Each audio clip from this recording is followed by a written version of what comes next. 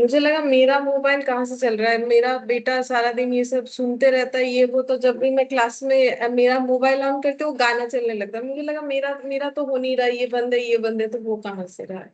और वैसे भी वो ये सब तो नहीं सुनते हैं, तो फिर हम सोच रहे क्या है। ठीक है चलो।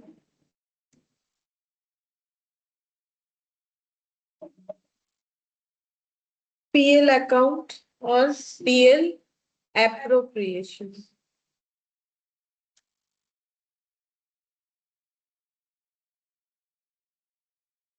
कैपिटल अकाउंट बनाना सीखना है। कैपिटल अकाउंट में हमें दो मेथड सीखना पड़ेगा, एक होता है फिक्स्ड कैपिटल और फ्लक्चुएशन कैपिटल मेथड, और एक चीज सीखेंगे जो कि है बैलेंस शीट। ठीक है, तो मेनली चैप्टर में हमें ये सारा चीज करने के लिए देगा, बोलेगा पीएल बनाओ जो कि कम बोलता है, पीएल एप्रोप्रिएशन बनाओ, कैपिटल अकाउंट बनाओ और बैलेंस शीट बनाओ, ये मेनली हमें करने के लिए दिया जाएगा। अच्छा, फिक्स्ड कैपिटल मेथड में क्या होता है, फिक्स्ड कैपिटल मेथड में हमें दो अकाउंट बनाना पड़ेगा, एक होगा कैपिटल अकाउंट और दूसरा हो जाएगा करेंट अकाउंट। और फ्लक्चुएशन कैपिटल में सिर्फ एक ही अकाउंट बनाना होता है जिसका नाम होता है कैपिटल अकाउंट। तो ये मेन ओवरव्यू है। ठीक है। अच्छा, अब पार्टनरशिप में क्या है, कितने लोग होने चाहिए, कम से कम दो लोग होने चाहिए। ठीक है, तो पार्टनरशिप में एटलीस्ट कम से कम दो लोग नहीं हुआ तो पार्टनरशिप नहीं होगा। ठीक है, एटलीस्ट दो होने चाहिए। और একটু উপরে করুন, আমি একটু লেখা বাকি আছে একটুখানি। और मैक्सिमम कितना होगा बोल सकते हो? ম্যাম হয়ে गए। ठीक है, मैक्सिमम 50 होगा, वो रूल्स 2014 के हिसाब से। ठीक है, रूल्स 2014 के हिसाब से मैक्सिमम कितना होता है 50। और कंपनीज एक्ट, ये कंपनीज एक्ट लिखा है। ठीक है, कंपनीज एक्ट 2013 के हिसाब से कितना होना चाहिए, 200 ना 100, 100 মনে হচ্ছে, 100 দেখে নিচ্ছি, লেখ 100 মনে হচ্ছে তো। ঠিক আছে,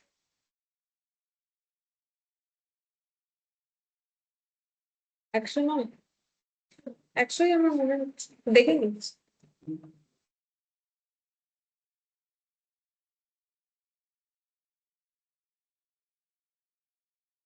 मतलब पार्टनरशिप बिजनेस करना है, दो लोग नहीं होने से पार्टनरशिप नहीं बोलेंगे। और अगर हम लोग रूल 2014 फॉलो कर रहे हैं तो क्या होगा, मैक्सिमम 50, या फिर कंपनीज एक्ट 2013 के हिसाब से मैक्सिमम कितना होना चाहिए, 100 होना चाहिए। ठीक है।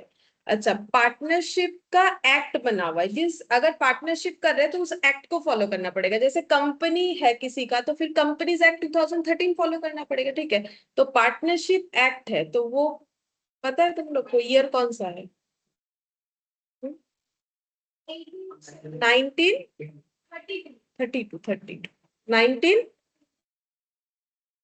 হ্যাঁ ওটা ইন্ডিয়ান কন্ট্রাক্ট অ্যাক্ট, যেটা কত 1872। पार्टनरशिप एक्ट 1932 में जो बना है, पार्टनरशिप बिजनेस अगर करना है तो ये एक्ट को फॉलो करना पड़ेगा। ठीक है।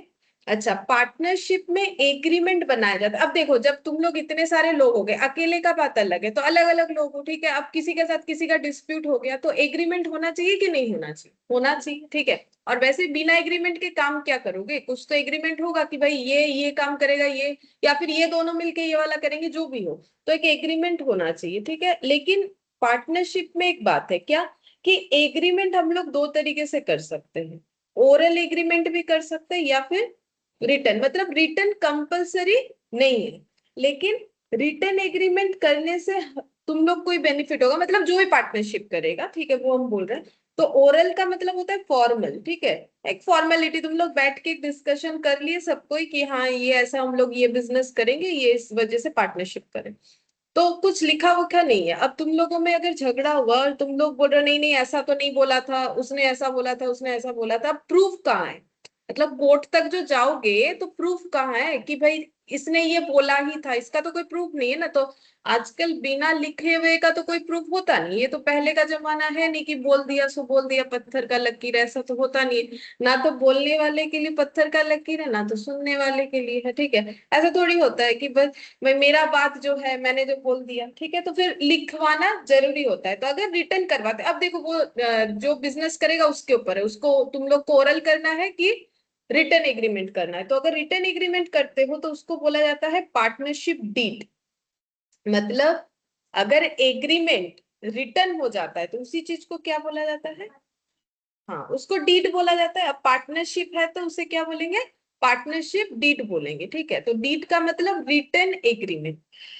लेकिन नॉट मैंडेटरी, ऐसा कोई जरूरी नहीं है कि बनाओ, रिटर्न बनाओ, ऐसा कोई जरूरी नहीं है। अपने हिसाब से सोच के देख, बनाना है बनाओ, नहीं तो नहीं बनाना, मत बनाओ। अच्छा, शेयरिंग ऑफ प्रॉफिट लॉसेस कैसे होगा, sharing of profit and loss कैसे करके पार्टनरशिप में शेयर होता है। तो देखो प्रॉफिट एंड लॉस हम लोग बोल तो देते हैं, बट लॉस के बारे में ना एक्ट ने वैसा खास कुछ नहीं बोला है।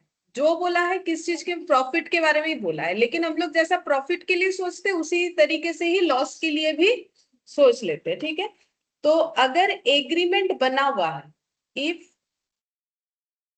देयर इज एन एग्रीमेंट, अगर एग्रीमेंट बना हुआ है तो as per agreement then follow the ratio, ठीक है। रेशियो का मतलब यहाँ पर जब तुम लोग वो जो मैथ्स में रेशियो कर रहे हो ना, तो यहाँ पर प्रॉफिट शेयरिंग रेशियो में देता है, ठीक है। तो इसीलिए ये लिख दिया मैंने कि तब जो रेशियो बोला हुआ रहेगा वो करना है, ठीक है। और अगर कोई एग्रीमेंट नहीं है तो if there is no agreement then always equally, वाला हाँ ऑलवेज इक्वली, हमेशा इक्वली हमें प्रॉफिट शेयर कर देना। चार लोग है तो 1:1:1:1, दो लोग है तो 1:1, ठीक है। इसको बोलते हैं इक्वली। क्या है, और जो रेशियो दिया हुआ रहेगा, प्रॉफिट शेयरिंग रेशियो दिया हुआ रहता है। म्यूचुअल एजेंसी, ठीक है। म्यूचुअल एजेंसी का मतलब ये होता है कि सभी पार्टनर एक दूसरे के लिए प्रिंसिपल और एजेंट की तरह एक्ट करेंगे। मान लो तीन पार्टनर है ए बी सी, ठीक है। ये ए बी सी, तो ए बी और सी को कुछ ऑर्डर दे सकता है, भाई ऐसा ऐसा करना है, ठीक है। तो फिर जब ये ऑर्डर देगा तो ये क्या बन जाएगा, प्रिंसिपल, ठीक है। बाकी दोनों क्या बन गए, एजेंट। बाकी दोनों को हम लोग क्या बोलेंगे, एजेंट। तो अब ऐसा भी हो सकता है कि बी ने ऑर्डर दिया तो बी क्या हो जाएगा, प्रिंसिपल। तो बाकी दोनों क्या हो जाएंगे, एजेंट, ठीक है। तो सभी सबके एजेंट और सभी सबके प्रिंसिपल है। सेम तरीके से सी भी दे सकता है, बाकी लोग क्या हो जाएंगे, एजेंट, ठीक है। तो म्यूचुअल एजेंसी का मतलब है सभी एक दूसरे के क्या हो जाएंगे, प्रिंसिपल और एजेंट हो जाते हैं, ठीक है। फिफ्थ नंबर में लिखेंगे माइनर। माइनर क्या पार्टनरशिप में पार्टिसिपेट कर सकता है, मतलब कोई माइनर अगर है, माइनर मतलब समझते हो ना, हाँ तो वही। तो फिर क्या वो पार्टनरशिप में उसको एज ए पार्टनर लिया जा सकता है, बोलो क्या लगता है तुम लोग को, ले अगर नहीं सकते किसी के लिए कोनो रेस्ट्रिक्शन होगी। हाँ ले सकते हैं, बट थोड़ा रेस्ट्रिक्शन होता है। ले सकते उसको लॉस नहीं दे सकते, ठीक है। जैसे बचपन হ্যাঁ মানে ওর ওপর কোনো লস যাবে না, हाँ प्रॉफिट मिलेगा, लॉस नहीं मिले। जैसे कभी बचपन में खेले हो तो नहीं देखते हो, छोटा बच्चा लोग को लेने से, आउट होने से भी आउट नहीं, भाई आउट होने से भी आउट नहीं। Can be A partner but আমরা ছোটবেলায় বলতাম কি দুধ ভাত, ঠিক আছে ওকে আউট করিস না, ও দুধ ভাতে আছে। शेयर्ड विथ, बट लॉस नहीं लिखा, loss will not shared with minor.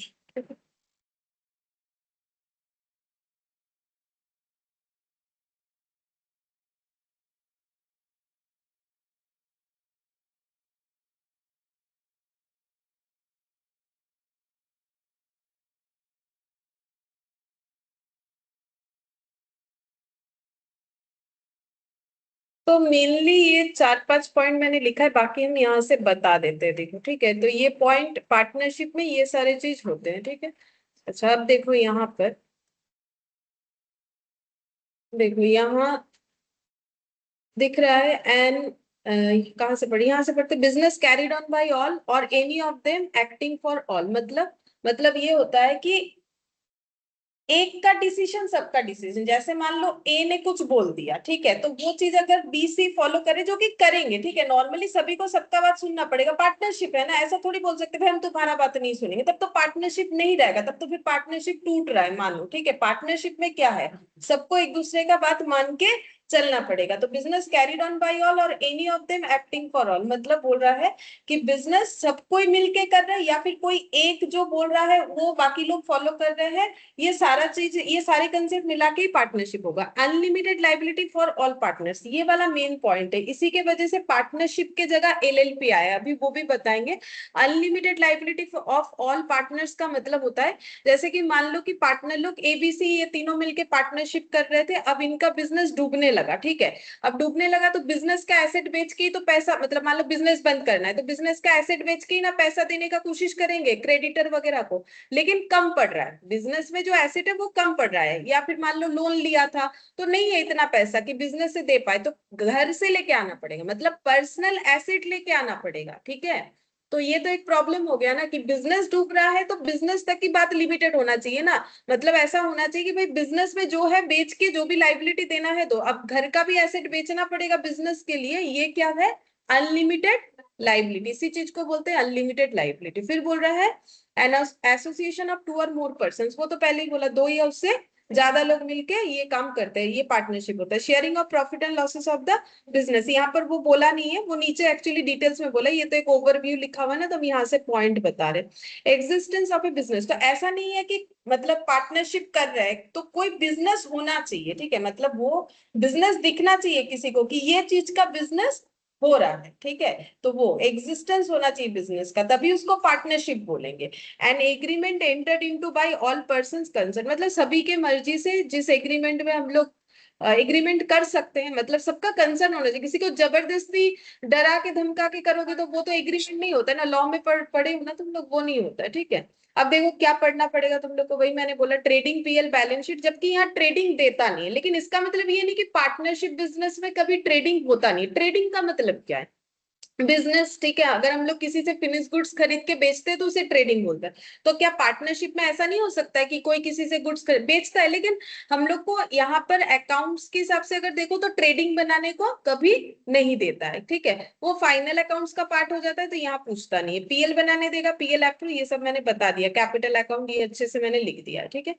अब देखो यहाँ पर फीचर्स में दिया हुआ है, ये देखो यहाँ पर एक पॉइंट क्या बोला है, पार्टनरशिप क्या है, relation between persons who have agreed to share the profit of business carried on by all or one of them acting for all, यही मैंने बताया, ठीक है।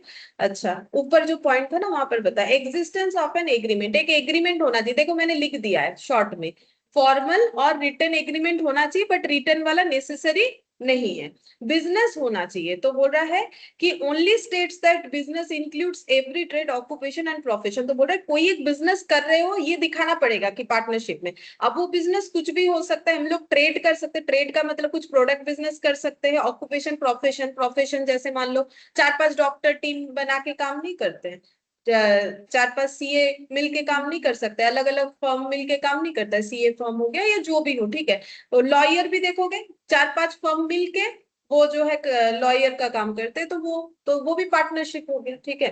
तो कुछ एक काम कर रहे हो तभी पार्टनरशिप होगा। शेयरिंग ऑफ प्रॉफिट में देखो, ये भी मैंने तुम लोग को बता दिया, सेक्शन 4 में लिखा हुआ है कि share of the profit of the business के बारे में बताया है, because no person is a partner unless he or she has the right to, मतलब बोल रहा है कि जब तक प्रॉफिट शेयरिंग का राइट नहीं आएगा तो वो बिजनेस का पार्टनर नहीं कहलाएगा, ठीक है। लेकिन देखो लॉस के बारे में वैसा खास कुछ नहीं बोल रखा है, वही चीज बोला है, दस ए provision for sharing of losses is not necessary, तो बोल रहा है लॉस के लिए कोई प्रोविजन क्रिएट करने का हमें जरूरत नहीं है, लॉस हुआ तो प्रॉफिट के जैसे ही शेयर कर लोगे। म्यूचुअल एजेंसी मैंने अभी बताया कि देखो प्रिंसिपल एजेंट सभी सबका, माइनर एज ए पार्टनर ये भी मैंने बता दिया इन शॉर्ट में कि माइनर को पार्टनरशिप में ले सकते हो, बट उसको हम लोग सिर्फ प्रॉफिट देंगे, उसको हम लोग लॉस नहीं देंगे। देखो ये सब लिखा हुआ है जो मैंने बोला बोला, इंग्लिश देख लो यहाँ पर, वही बोला।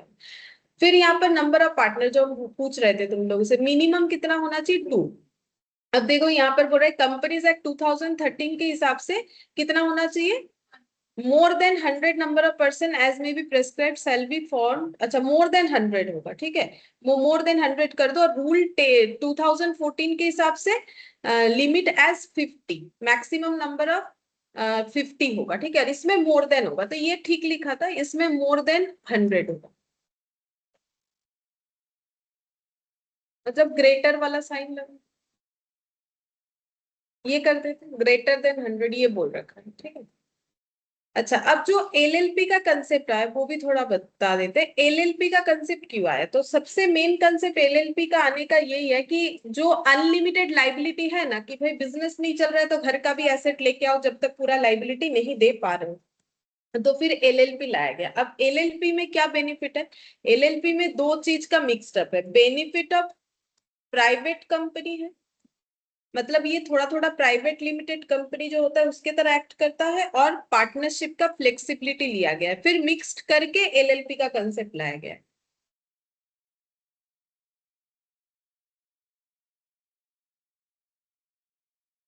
ठीक है,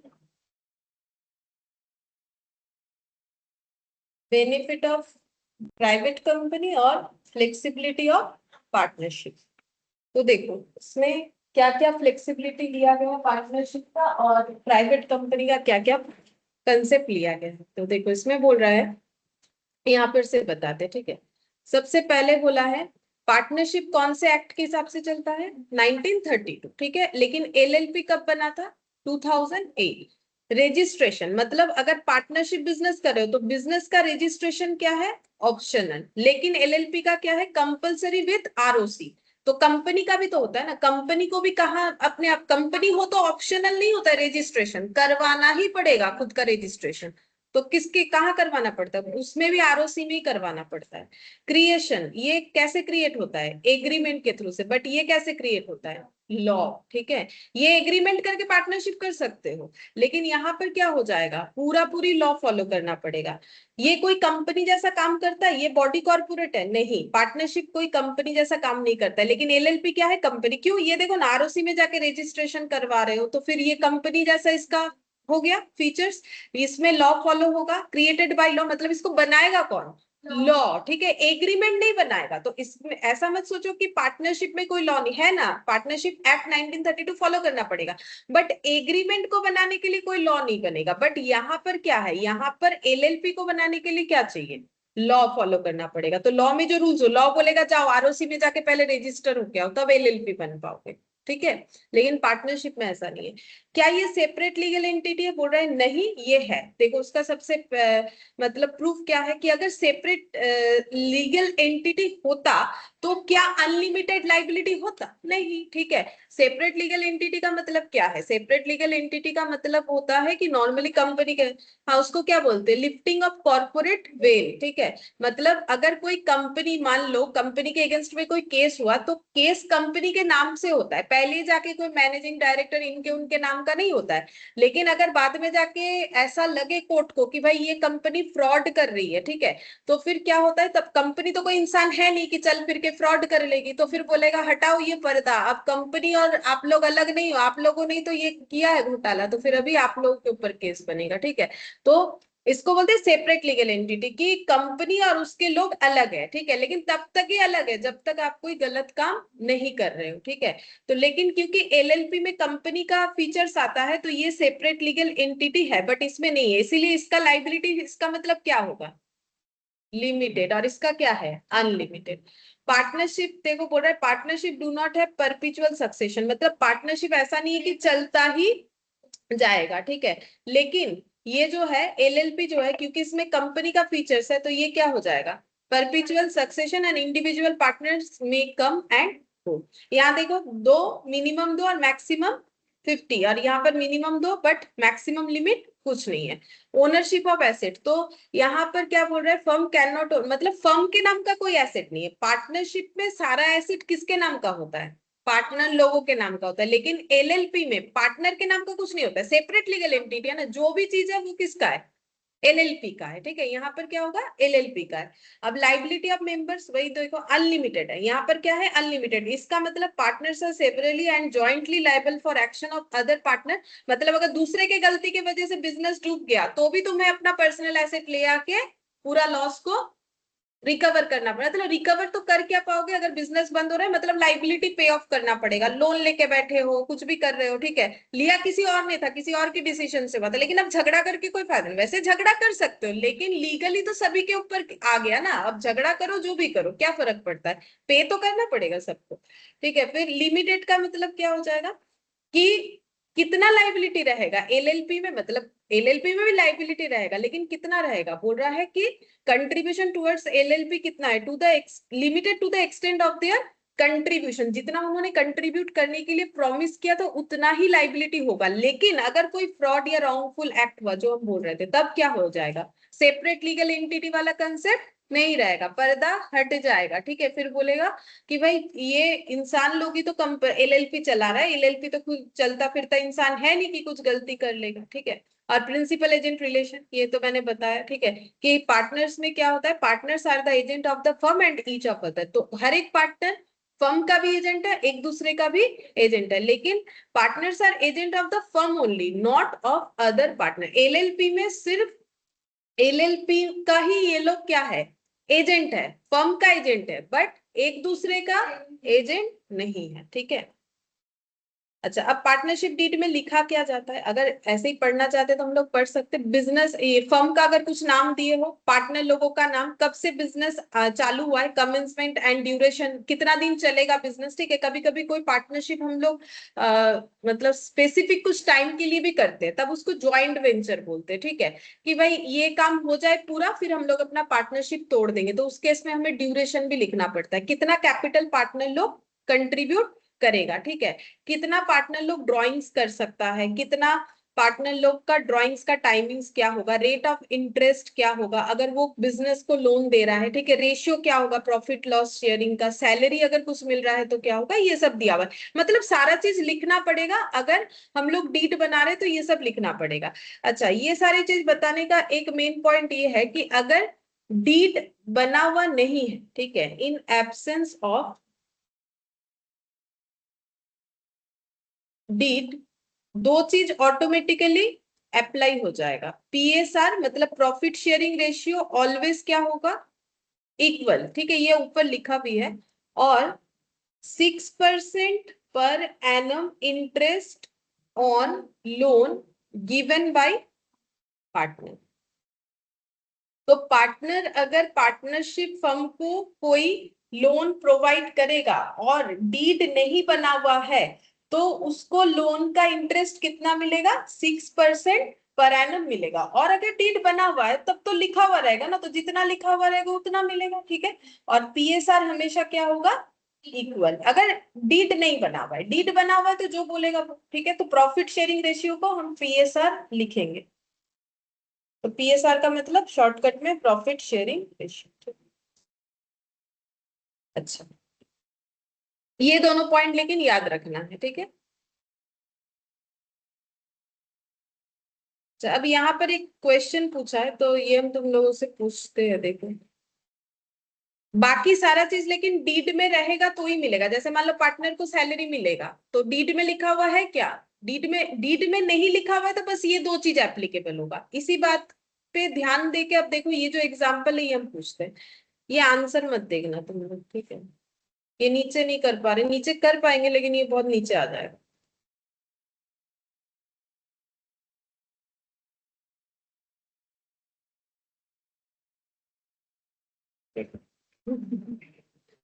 দেখা যাবে এটাই পড়ছে সবাই সেই জন্য আমি देखो, बोल रहा है A and B commence business in partnership on 1 Jan 2019। No partnership agreement was made either oral or written. मतलब ये लोग तो महान है, ओरल एग्रीमेंट भी नहीं किया है और रिटन एग्रीमेंट भी नहीं किया है, फिर भी पार्टनरशिप कर रहा है। अच्छा दोस्ती होगा फिर। They contribute 40,000 and 10,000 respectively as capital. अच्छा, तो इन्होंने 40 और 10,000 कैपिटल दिया। In addition A also advance 20,000 on 1 July 2019। Advance का मतलब लोन दिया है, ठीक है। ए ने लोन दिया है बिजनेस में 1 जुलाई को। A met with an accident ऑन 1st April 2019 and could not attend to the partnership business up to 30th June 2019. बोल रहा एक्सीडेंट हो गया था अप्रैल को और 30 जून तक काम नहीं कर पाया. The profit for the year ended 31st December 19 50,600. disputes having been arise between them for sharing the profits. अच्छा मैंने तो ये क्वेश्चन को ही देखो इतना मुश्किल से हटाया, आंसर तो नीचे है. এখানে এমন बोल्ड দেয়া আছে, আমি ভাবলাম आंसर दिए से ख्याल कर नहीं जाए. बोल रहा है कि डिस्प्यूट हैविंग बीन. अच्छा तो फिर अब देखो ये सब समझ में आ गया. दो लोग थे ए बी, दोनों का पार्टनरशिप था. एग्रीमेंट के नाम पे कुछ नहीं था, ना ओरल ना रिटर्न. 40 एंड 10,000 कैपिटल देके बिजनेस स्टार्ट किया था. ए ने लोन दिया था 20,000, उसके बाद उसका एक्सीडेंट हो गया और बिजनेस में प्रॉफिट हुआ पूरे साल में इतना. अब दोनों का क्या क्या कहना है. ए बोल रहा है he should give interest 10% per annum in capital and loan. बोल रहा है कि मुझे इंटरेस्ट दे दो, कैपिटल पे भी दे दो और लोन पे भी दे दो. कितना? 10%. Profit should be distributed in proportion of capital. और बोल रहा है कि प्रॉफिट को कैपिटल के रेशियो में, प्रोपोर्शन मतलब पढ़ रहे हो ना तुम लोग मैथ्स में, तो प्रोपोर्शन मतलब क्या होता है? रेशियो. ठीक है. हाँ तो बोल रहा है कि रेशियो में कौन सा रेशियो लो. बोल रहा है कि कैपिटल रेशियो में प्रॉफिट को डिस्ट्रीब्यूट करो. बोलो क्या ए का कहना सही है? 6% লোন হবে আর কিছুই পাবে না. हाँ ये আর 6% ইকুয়াল পাবে. हाँ ये तो मिलेगा ही नहीं. कैपिटल पे इंटरेस्ट नहीं मिलेगा. अगर डीड में लिखा हुआ होता तो मिलेगा. सिर्फ मिलने को क्या मिलेगा? लोन 6% इंटरेस्ट मिलेगा और प्रॉफिट कितना होगा? पीएसआर में हो जाएगा, क्योंकि इनका कुछ एग्रीमेंट नहीं है तो 1:1 में मिलेगा. मिलेगा बट 1:1 में मिलेगा. और इंटरेस्ट कितना मिलेगा? तो 50,600 का 1:1 कितना हो जाएगा?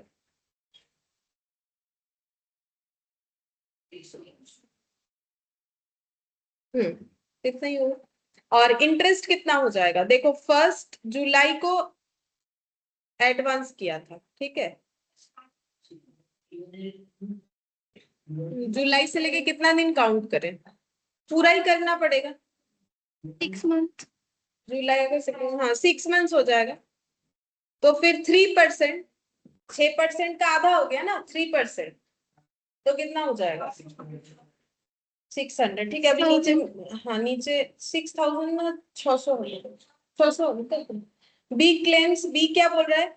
Net profit should be shared equally. ये सही बोला है, ये सही बोल रहा है. फिर बोल रहा है he should be allowed remuneration of 1,000 per month during the period of his illness. बोल रहा है ए काम पे नहीं आ पाया था तो मुझे उतने दिन का, जितना दिन ए नहीं आ रहा था उतने दिन का मुझे 1,000 रुपए करके रेम्यूनरेशन दो. क्या ये सही? डीड में लिखा होता तो वो मांग सकता है. बिना डीड के सिर्फ दो ही चीज एप्लीकेबल होगा, इंटरेस्ट लोन पे 6% और profit and loss equal. Interest on capital and loan should be given at 6% per annum. ये सही है. कैपिटलটা ভুল, লোনটা ঠিক বলো. लोन तो इसने दिया ही नहीं है, पहला बात है. बोल रहा है वो अलग, इसने लोन तो दिया नहीं है ना. नहीं. You are required to settle the dispute between. तो डिस्प्यूट तो सेटल हो गया. बस ए को बोल देंगे कि तुम्हें ये कैपिटल पे नहीं मिलेगा 6%, मतलब 600 रुपया. और कितना मिलेगा? 25,300. और बी को क्या मिलेगा? सिर्फ और सिर्फ 25,300. बी को सिर्फ प्रॉफिट मिलेगा और ए को मिलेगा प्रॉफिट और, हाँ तो देखो क्या लिखा हुआ.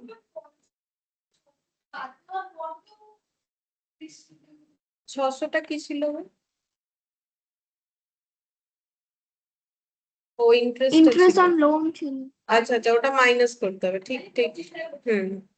ठीक है. हाँ सही है, वो बता देते. देखो मैंने डायरेक्टली कर दिया, वो माइनस करना पड़ेगा. बताते देखो. तो ये देखो no interest is allowed on capital ऐसे लिखना पड़ेगा. ठीक है. ये देखो पार्टनरशिप एग्रीमेंट में ऐसे लिखा हुआ रहता है. इसके हिसाब से 6% इंटरेस्ट मिल जाएगा. एडवांस जो किया है लोन पे, पीएल कैसे डिस्ट्रीब्यूट होगा? इक्वली. रेम्यूनरेशन बी को कुछ भी नहीं मिलेगा. अब फिर यहाँ पर बोल रहा है कि ये मतलब रूल्स बता दिया कि पार्टनरशिप एक्ट क्या बोल रहा है कि एब्सेंस ऑफ एग्रीमेंट क्या क्या होता है. फिर यहाँ पर लिखा है इसका मतलब ए और बी किसी को भी इंटरेस्ट ऑन कैपिटल नहीं मिलेगा. 6% इंटरेस्ट मिलेगा बोथ ए और बी को. अगर लेकिन लोन तो सिर्फ ए ने दिया है. फिर ये लिखा क्यों है पता नहीं, चलो लेकिन दिया तो सिर्फ ए ने है, वो तुम लोग को पढ़ के दिख रहा है. प्रॉफिट एंड लॉस क्या है? इक्वली रेम्यूनरेशन बी को कुछ नहीं मिलेगा।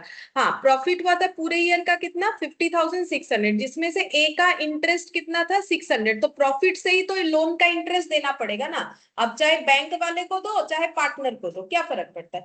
तो प्रॉफिट से पहले इंटरेस्ट दे दो, देने के बाद जो प्रॉफिट बचेगा वो दोनों में डिस्ट्रीब्यूट होगा, क्योंकि ये लोग क्या है, ये लोग तो बिजनेस के ओनर है। तो बिजनेस का ओनर कौन सा प्रॉफिट लेके जा सकता है, सारा खर्चा पे करने के बाद जो प्रॉफिट होगा वही ना लेके जा सकता है। तो 50,600 कर देंगे तो गलत हो जाएगा ना, क्योंकि उसमें से तो पहले इंटरेस्ट दो, लोन का इंटरेस्ट पे करो, उसके बाद जो बचेगा प्रॉफिट लेके जाओ। तो 50,000 इसको दोनों में डिवाइड करेंगे तो 25,000, 25। ठीक है। अच्छा, अब ये वाला देखो, ये एग्जाम्पल, इसमें क्या बोला है। बोल रहा है कि ABC are partners in a firm sharing profit and losses in the ratio 2:3:5। Their fixed capital 15, 30, 60। अब ये फिक्स्ड कैपिटल का मतलब क्या होता है। तो देखो, फिक्स्ड कैपिटल का मतलब होता है कि इस कैपिटल में कुछ जुड़ा हुआ नहीं है। तो कैपिटल में वैसे क्या जुड़ सकता है, प्रॉफिट। लॉस हुआ तो लेस हो सकता है, ठीक है। बिजनेस करके कैपिटल में क्या जुड़ेगा, आज 100 रुपए लेके बिजनेस करने गए, उसमें जोड़ क्या आओगे, 100। मान लो ये चीज 100 रुपए का, इसको 100 रुपए से खरीदे तो बिजनेस में कितना पैसा लगाया, 100 रुपया। इसको बेच के आए 120 रुपए में, तो अब ये कैपिटल कितना बन गया, 120। तो क्या जुड़ा, प्रॉफिट। तो कैपिटल में क्या जुड़ सकता है, प्रॉफिट जुड़ सकता है, और लॉस लेस हो सकता है, ड्रॉइंग्स माइनस हो पॉइंट्स सकता लेस है। ठीक है। हाँ, इंटरेस्ट ऑन कैपिटल कुछ खुद को पे कर रहे हो तो वो भी क्या हो सकता है, ऐड हो सकता है। तो यहाँ पर बोल रहा है कि पार्टनरशिप में प्रॉफिट एंड लॉस इतना है। फिक्स्ड कैपिटल का मतलब ये हो गया कि यहाँ पर कुछ जुड़ा हुआ नहीं, ये सिंपल क्या है, कैपिटल है। मतलब इस कैपिटल में कुछ भी एड ऑन नहीं है, ना प्रॉफिट लॉस ड्रॉइंग्स, कुछ भी सैलरी वगैरह कुछ भी एड ऑन नहीं है। For the year 2019 interest on capital was credited them 12% instead of 10%, pass necessary adjustment entry. मतलब क्या हुआ है, बोल रहा है कि पार्टनर लोगों को कितना इंटरेस्ट देना था कैपिटल पे,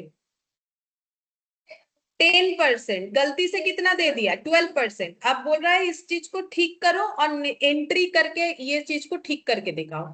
एक एंट्री पास करो और ये गलत जो है ये सही हो जाए, ऐसा करना है। ठीक है। तो कैसे होगा, तो पहले तो गलत किया है हम लोगों ने, ठीक है। तो गलत जब किया है तो डिस्ट्रीब्यूशन कैसे हुआ है वो देखो, ठीक है। तो 3 पार्टनर है, ए बी और सी, ठीक है। तो हम लोगों ने इंटरेस्ट कैसे दे दिया है, interest credited eight the rate of 12% per annum. Interest already ना, ऑलरेडी लिख देते, ये कर रखे हैं हम लोग।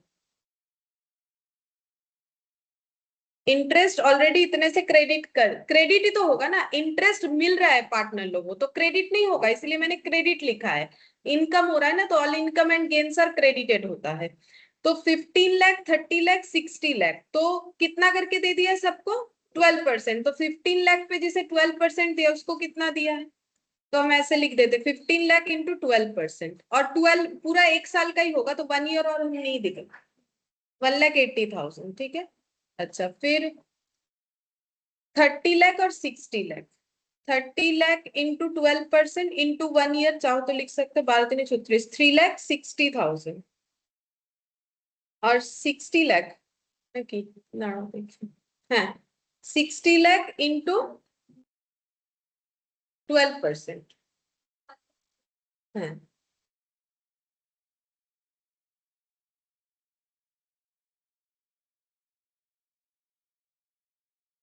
ठीक है।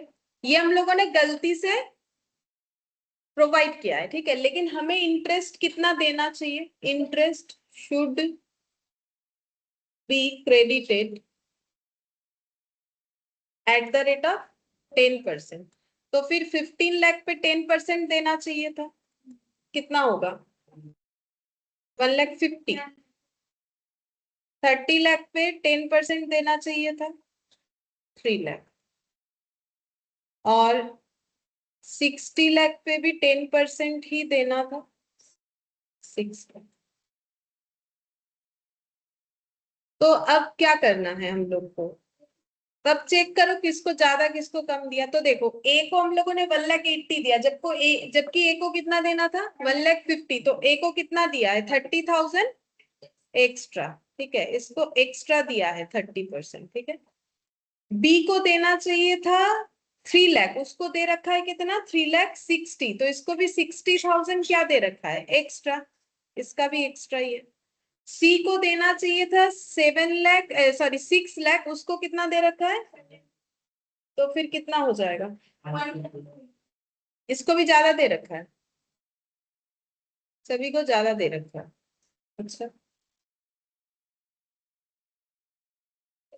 रुको, अभी इसमें और एक चीज भी करना पड़ेगा, ये तो हम लोगों ने निकाल लिया कि इसको कितना एक्स्ट्रा हम लोगों ने, मतलब सभी को ज्यादा दिया है, वो तो होगा ही, देखो 12% की जगह 10%, तो सभी को 2-2% तो ज्यादा ही मिलेगा ना, कम तो किसी को मिलेगा नहीं।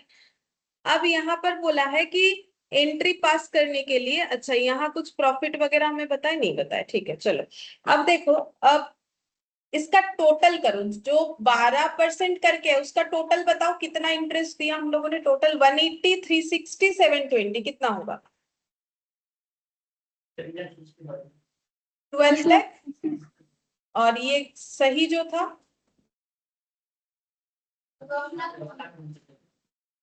तो फिर नेट करने से कितना, कौन सा सिस्टम,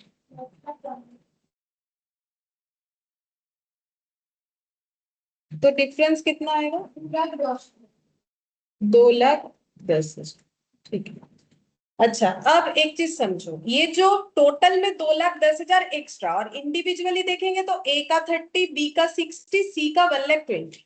अब मुझे बोलो कि ये 2,10,000 एक्स्ट्रा पैसा चला गया है ए और बी और सी को मिला के, ठीक है, तो ये 2,10,000 अगर हम लोग एक्स्ट्रा नहीं देते तो ये क्या होता, ये पैसा क्या होता, मतलब प्रॉफिट होता, हाँ এটা प्रॉफिट प्रॉफिट वाले होता। को। हाँ देखो, मैंने 12% इंटरेस्ट दे दिया, जबकि मुझे देना चाहिए था 10%, तो अगर हम 10% ही देते तो मेरे अकाउंट में 2,10,000 बचता कि नहीं बचता, मेरा प्रॉफिट 2,10,000 बचता। तो ये 2,10,000 सभी को कैसे डिस्ट्रीब्यूट होता है, प्रॉफिट के हिसाब से, पीएसआर बोला था शायद, ठीक है, तो वैसे करना पड़ेगा, 2:3:5 में डिस्ट्रीब्यूट होता। तो अभी जब हम लोग इसको सही करने जा रहे हैं, तो अभी हम लोग क्या करेंगे, ये एक्स्ट्रा पैसा कैसे डिस्ट्रीब्यूट करेंगे, प्रॉफिट के तौर पे डिस्ट्रीब्यूट करेंगे, ठीक है। तो यहाँ पर लिखो, by recovering the amount it will be distribute among partner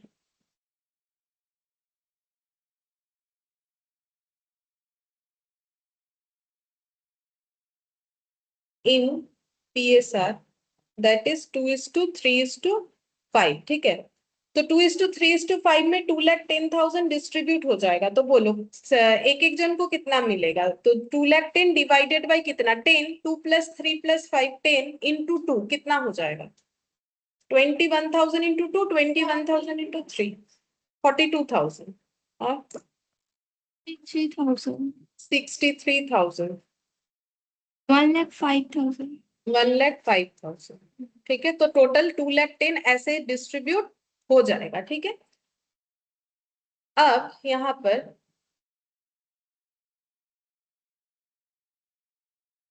अब देखो, ए को इंटरेस्ट गलत डिस्ट्रीब्यूट होने के लिए ए को कितना एक्स्ट्रा इंटरेस्ट मिला था, 30,000, अगर ये गलत नहीं होता तो 2,10,000 का प्रॉफिट डिस्ट्रीब्यूट होता, जिसमें से ए को कितना मिलता, 42,000। अब हम लोग अपना गलती सुधार रहे हैं, तो हम लोग क्या कर रहे हैं, किसी से पैसा वैसा वापस नहीं मांग रहे, 30,000 लेके आओ, 60,000 लेके आओ, 1,20,000 लेके आओ, ऐसा नहीं बोल रहे।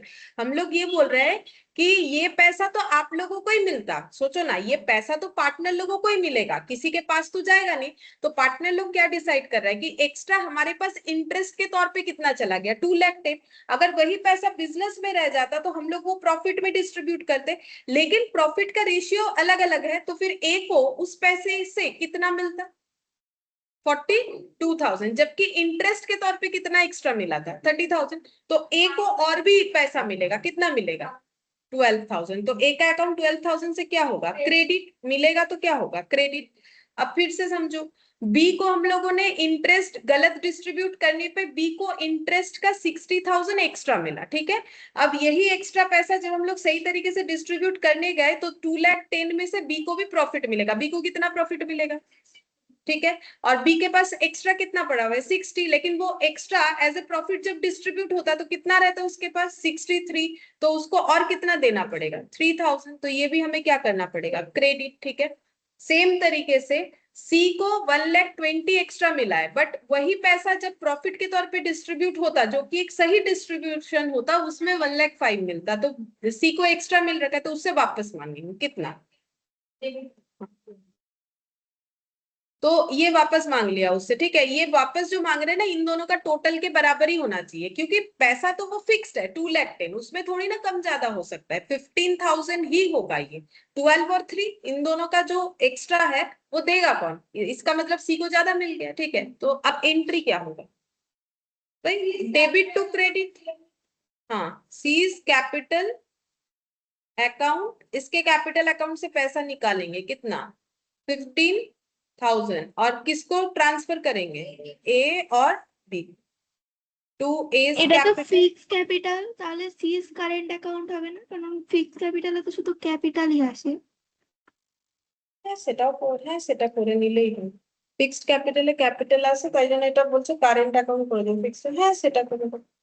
हाँ तो ये एंट्री में सीज करंट अकाउंट भी लिख सकते हैं हम लोग, मतलब लिखना चाहिए, लिख सकते हैं नहीं लिखना चाहिए, क्योंकि नसरीन बोल रही है, सही बोल रही है, बोले देखो इसमें फिक्स्ड कैपिटल लिखा हुआ था ना, तो ये किस चीज का डिस्ट्रीब्यूशन हो रहा है, ये तो और कैपिटल का डिस्ट्रीब्यूशन नहीं, मतलब ये तो मतलब अगर फिक्स्ड कैपिटल है तो इंटरेस्ट और प्रॉफिट का सारा कैलकुलेशन कौन से अकाउंट के थ्रू से हुआ होगा, करेंट अकाउंट, तो फिर ये वाला करेंट अकाउंट लिखना पड़ेगा हमें, कैपिटल नहीं लिख के। ठीक है। अगर फिक्स्ड कैपिटल नहीं बोलता तो हम लोग कैपिटल लिखते तो सही होता, मतलब जब हम लोग का फिक्स्ड कैपिटल बोल देगा तो कैपिटल के अलावा बाकी जो भी पार्टनर लोग को देना या लेना है सारा कौन से अकाउंट के थ्रू से होता है, करेंट अकाउंट, तो इसीलिए हम लोग को यहाँ पर क्या लिखना पड़ेगा करेंट अकाउंट। और अगर ये फिक्स्ड कैपिटल मेथड नहीं होता, ठीक है, तो फिर हम लोग इसको क्या लिखते कैपिटल अकाउंट ही लिखते। समझ में आया, क्योंकि कैपिटल फिक्स्ड कैपिटल मेथड में कैपिटल में सिर्फ कैपिटल ही दिखता है, बाकी कुछ भी लाइक प्रॉफिट हो गया इंटरेस्ट हो गया, जो कि 2 पॉइंट यहाँ पर बोल रहा है,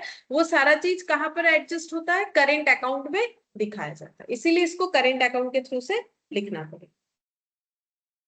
ठीक है। बीइंग इंटरेस्ट एडजस्टेड लिख सकते हैं, बीइंग इंटरेस्ट एडजस्टेड, ये इंटरेस्ट का एडजस्टमेंट एंट्री तो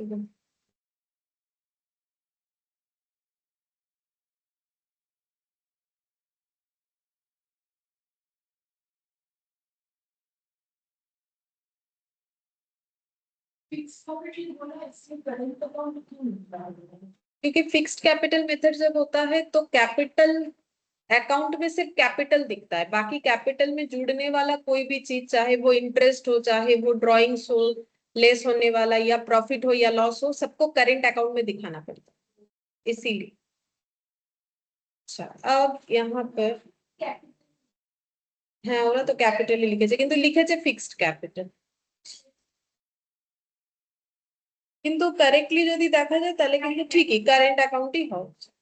अच्छा अब ये वाला देखो, यहाँ पर बोल रहा है A and B start business on 1st Jan 2019 with capital of 30,000 and 20,000 according to the partnership deed B is entitled to a salary of 500 per month. अब मिलेगा बी को सैलरी, क्योंकि डीड में ही लिखा हुआ है पर मंथ 500, एंड इंटरेस्ट कितना मिलेगा is to be allowed on capital at 6% per annum. अच्छा इन्होंने ये भी लिखवाया है कि सबको अपने अपने कैपिटल पे इंटरेस्ट मिलेगा 6% करके, the remaining profit are to be distributed among the partner in the ratio 5:3। Remaining क्यों बोला है, बोल रहा है कि बिजनेस में जो भी प्रॉफिट होगा पहले उससे क्या देना पड़ेगा सैलरी, पहले उससे क्या देना पड़ेगा कैपिटल पे इंटरेस्ट, ठीक है, उसके बाद जो बचेगा जो जो पहले बोला हुआ जाता है वो पहले सारा चीज डिस्ट्रीब्यूट हो जाएगा, उसके बाद प्रॉफिट डिस्ट्रीब्यूट होगा। ऐसा नहीं कि प्रॉफिट आया पहले प्रॉफिट डिस्ट्रीब्यूट कर लिया, बोला अब प्रॉफिट अगर सबको तुम लोग डिस्ट्रीब्यूट ही कर लोगे तो जिसको सैलरी देने का बात हुआ है, जिसको कमीशन देने का बात है, वो कहाँ से दोगे, तो फिर वो कौन देगा, तो कोई कोई तो सब कोई झगड़ा करेगा हम क्यों दे हम क्यों दे। इसीलिए रूल्स क्या है, पहले जो स्पेसिफिकली किसी के नाम पे बोला हुआ है या स्पेसिफिक कोई आइटम पार्टनर लोगों को देने का बात हो पहले वो सब दे दो, उसके बाद जो बचेगा उसको हम लोग क्या बोलते हैं प्रॉफिट। जैसे सोल प्रॉपर्टी প্রফিটের মধ্যে যে স্যালারি টাকাটা এই টাকাটা ওই টাকা হচ্ছে সবার মধ্যে ভাগ। সবার মধ্যে না, যাকে দেবে স্যালারি, যদি সবাই স্যালারি পায় সবাই। হ্যাঁ হ্যাঁ, ভাগ তো হয়ে গেল, তোমার কাছে টাকাই তো থাকবে না। ধরো তোমার কাছে 50,000 টাকা এলো, তুমি বললে আগে আমরা সবাই ইকুয়ালি প্রফিট ডিস্ট্রিবিউট করে নেবো। ধরো 10 জন আছো, তাহলে 5,000 টাকা করে ডিস্ট্রিবিউট করে নিলে, এরপরে স্যালারিটা দেবে কোথা থেকে? কে দেবে? কে নিজের 5,000 থেকে দেবে? কে কাকে দেবে? কেনই বা দেবে? সেই জন্য আগে কি করতে হবে, আগে যেগুলো বলা আছে সেগুলো দিতে হবে। वैसे ही ठीक है, दे ही नहीं पाएंगे हम लोग फिर। बोल रहा है देखो 500 per month and interest is to be allowed. अच्छा ये पढ़ा, द रिमेनिंग प्रॉफिट कैसे डिस्ट्रीब्यूट होगा? 5:3 में। During 2090 the firm earn profit before charging salary to B and interest on capital amounting to 25,000। तो इनका कितना प्रॉफिट हुआ था 19 में?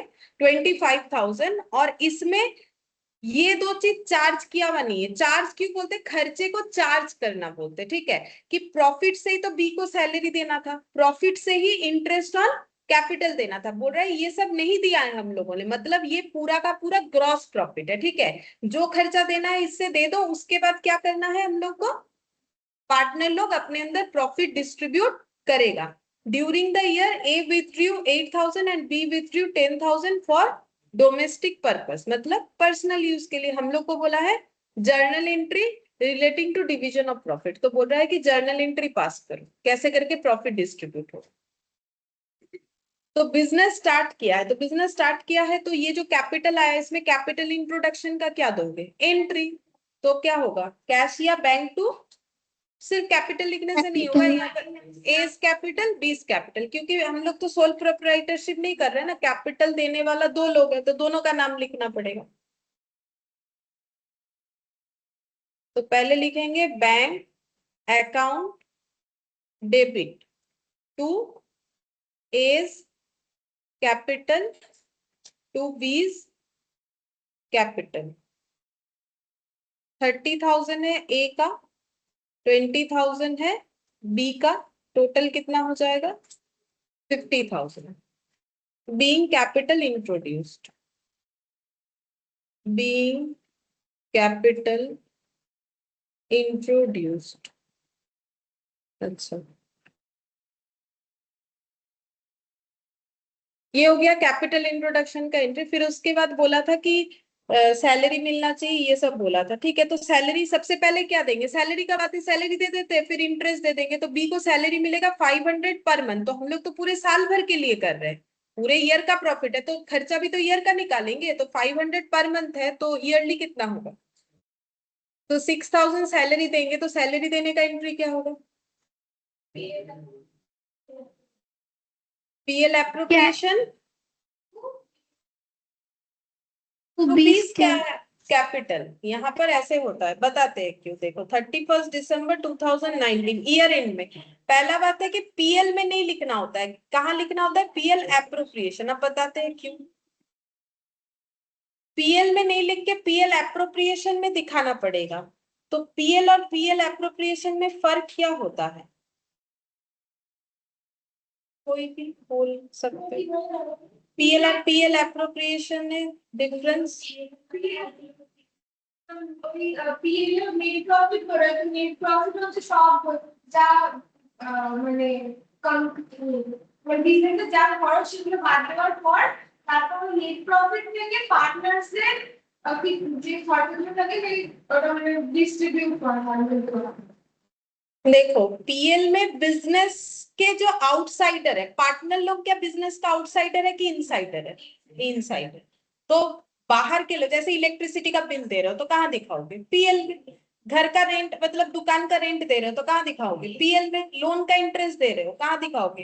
पीएल में, ठीक है।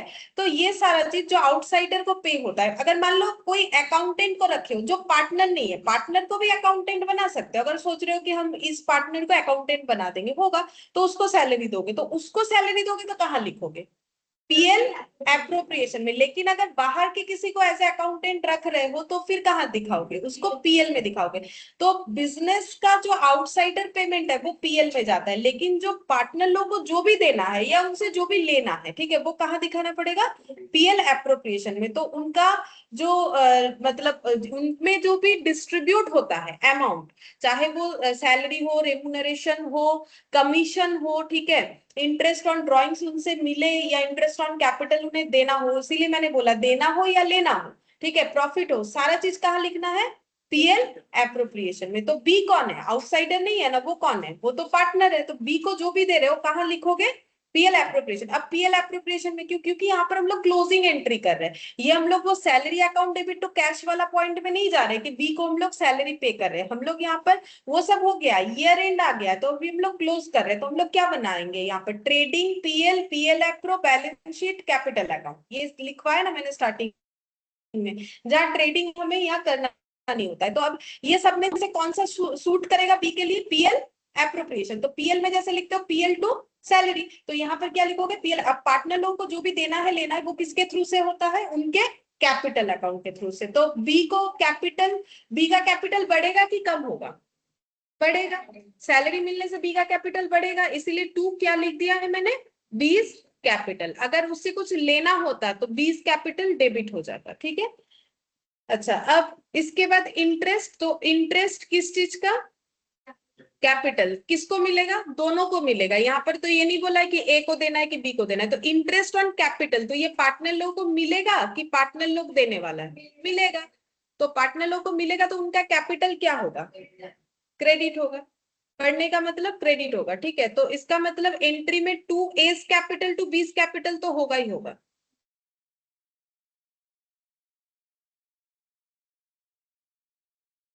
और कहां से दोगे, प्रॉफिट से दोगे, पार्टनर लोगों का प्रॉफिट कहाँ रहता है, पीएल, मतलब एक्चुअली नेट प्रॉफिट को ब्रॉट डाउन करके कहाँ लेके आना पड़ेगा, पीएल एप्रोप्रिएशन। अच्छा, कितना इंटरेस्ट मिलेगा देख लो, कितना कैपिटल था, कैपिटल तो तुम लोगों ने लिखा होगा एंट्री में, और रेट है, रेट है 6%, ठीक है। तो 30,000 इंटू 6% इंटू 12/12, 12/12 लिखो ना लिखो कोई प्रॉब्लम नहीं है, 20,000 इंटू 1800, 1200, तो ये कितना हो जाएगा, 3,000। being interest on capital, interest on capital provided, ठीक है। अब दोनों खर्चा दे दिया हम लोगों ने, अब क्या देना बाकी है ना, ड्राइंग से ऊपर किस प्रॉफिट देव হ্যাঁ রেমুনারেশনটা, এখানে স্যালারি বলেছে, রেমুনারেশন বা স্যালারি একই কথা, এখানে স্যালারি বলেছে। अच्छा, अब इसके बाद क्या देना है, ये सब तो दे दिया, अब क्या देना है, प्रॉफिट, ठीक है। प्रॉफिट कैसे डिस्ट्रीब्यूट होगा, 5:3 में। अब 25,000 हमारे पास प्रॉफिट था, उसमें से कितना कितना चला जाएगा, 6,000 और 3,000, तो कितना बचेगा, देखो কত পাচ্ছি, হ্যাঁ 16 होगा, तो दोनों को प्रॉफिट मिलेगा, तो दोनों का कैपिटल फिर से क्या होगा, क्रेडिट।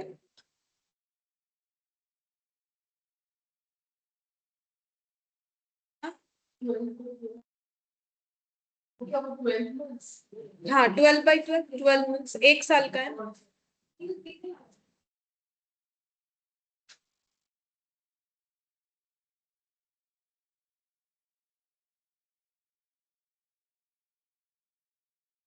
अच्छा, कितना आ रहा था, 25,000 प्रॉफिट था, उसमें से माइनस 6 और 9, তাই তো, ओ 6 और 3, 9,000। अच्छा, तो फिर कितना आ गया, 16,000, तो 16,000 और रेशियो है 5:3, मतलब 5/8, 3/8, 8 मतलब हो गया 2,000, 10,000 और 6,000, being profit distributed. Being profit को ऐसे पाई से लिखा जाता है, ठीक है, तो मैंने प्रॉफिट नहीं लिख के पाई का साइन लिख दिया।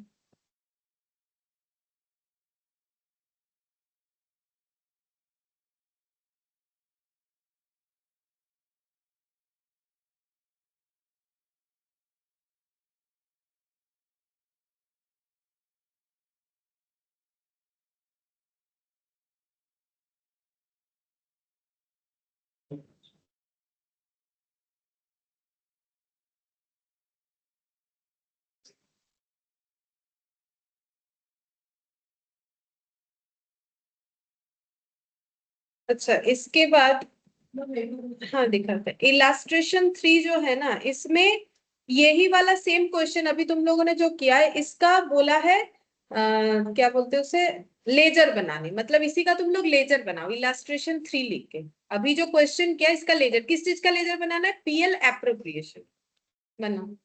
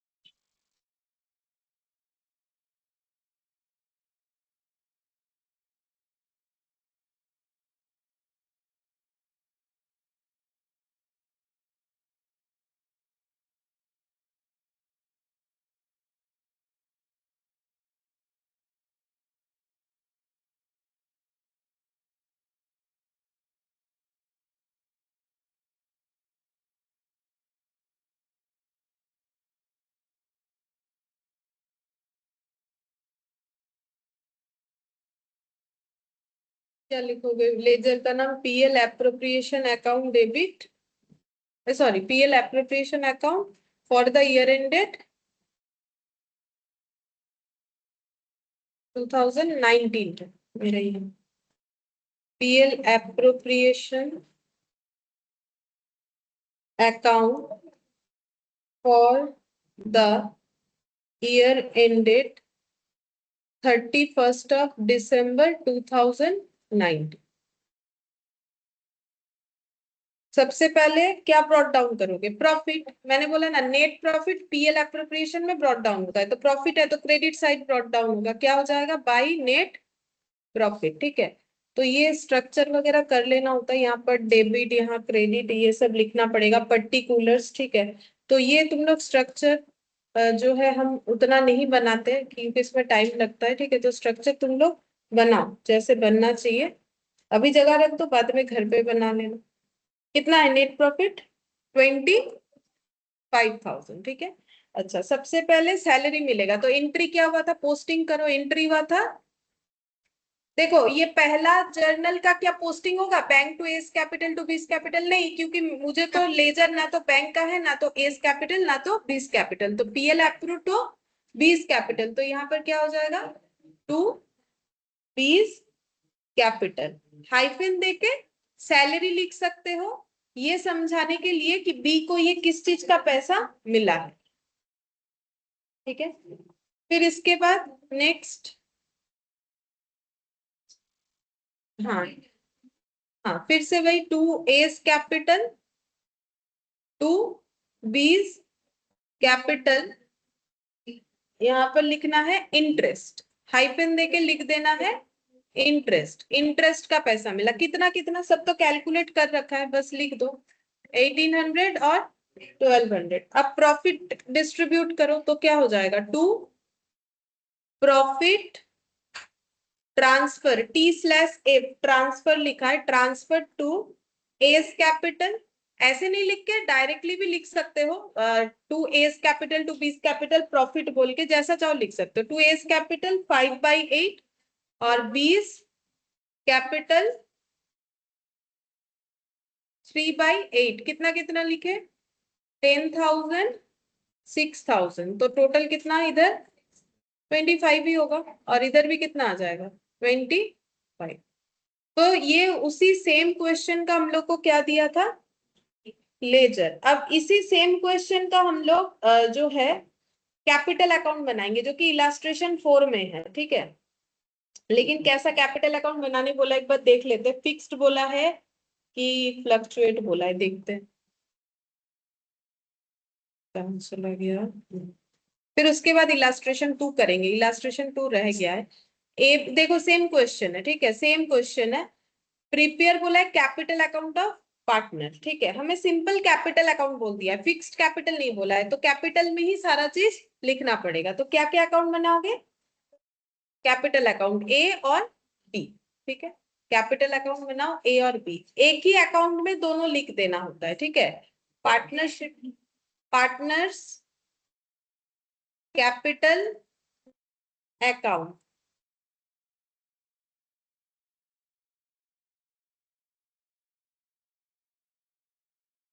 ए और बी। सबसे पहले तो कैपिटल इंट्रोडक्शन हुआ था, तो उसका क्रॉस पोस्टिंग क्या होगा? बाय बैंक, कितना? 30,000 और 20,000, और कैपिटल रिलेटेड जितना एंट्री था वो भी सब करना पड़ेगा। तो एक तो सैलरी था, तो सैलरी का एंट्री क्या होता? PL appropriation to B's capital, तो हम लोग क्या लिखेंगे? By PL appro, by PL appro लिख दो, फिर हाइफन देके क्या लिखोगे? सैलरी 6,000 बी के कॉलम में लिख देना, ठीक है। फिर इंटरेस्ट डिस्ट्रीब्यूट होगा by PL appro, cross posting में तो यही हो रहा है, by PL appro interest on capital 1800 और 1200। उसके बाद प्रॉफिट, फिर से बाय पीएल एप्रो प्रॉफिट कितना कितना? 10,000 और 6,000। अच्छा, अब इस पूरे क्वेश्चन में एक ड्राइंग्स था, तुम लोग को याद आ रहा है? वही क्वेश्चन का तुम लोग कर रहे हैं। ड्राइंग्स का ट्रीटमेंट बाकी कहीं क्यों नहीं किया? क्योंकि ड्राइंग्स तो कैपिटल को इम्पैक्ट करता है, ठीक है। हाँ, एक चीज कर सकते थे, पहले वाले क्वेश्चन में जर्नल एंट्री में वो हम लोग लिख सकते थे। तो ड्राइंग्स कितना कितना है? 8,000 और 10,000। तो ड्राइंग्स का एंट्री क्या होता है? ड्राइंग्स करने से कैपिटल कम होगा कि ज्यादा होगा? कम होगा। तो A's capital debit, B's capital debit, to क्या हो जाएगा? ड्राइंग्स 8,000 10,000। तो जो इलास्ट्रेशन 1 था वहां, क्योंकि हम लोग को जर्नल एंट्री करने बोला था, बट वो प्रॉफिट रिलेटेड बोला था, तो नहीं भी करोगे तो चलेगा। अदरवाइज ये एंट्री कर सकते हो। क्या एंट्री होगा? A's capital debit, B's capital debit, to drawings हो जाए। ये एंट्री चाहो तो कर सकते हो, ठीक है। अच्छा, अब ये अकाउंट को क्लोज करते हैं। तो ये अकाउंट हमें क्या समझा रहा है? देखो, ए ने बिजनेस में कितना पैसा दिया था? 30,000। उसको इंटरेस्ट ऑन कैपिटल कितना मिला? 1800।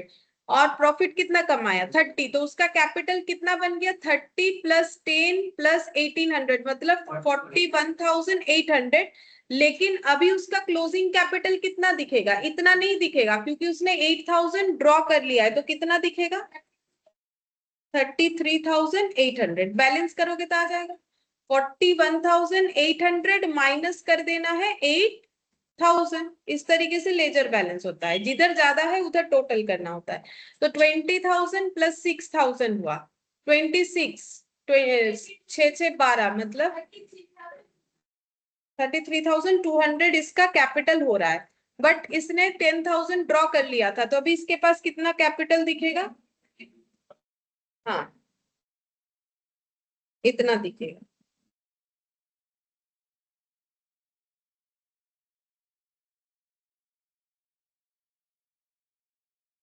तो ये कौन सा मेथड से किया? इस मेथड का नाम? हाँ,